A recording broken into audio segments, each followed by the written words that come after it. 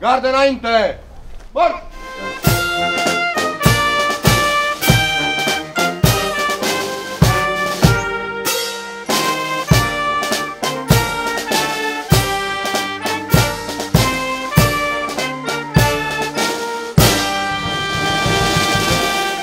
Sfânta Îmbrăteasă Elena, de data aceasta, a poposit pentru câteva zile să zidească biserici și să întărească dreapta credință în inima fiecăruia dintre cei care vor veni și se vor închina Sfintelor sale moaște.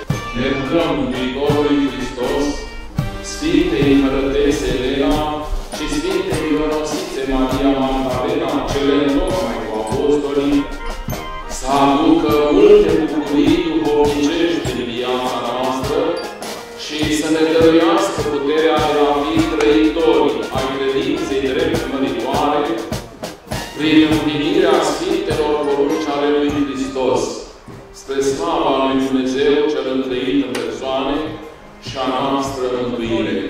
Hristos a înviat!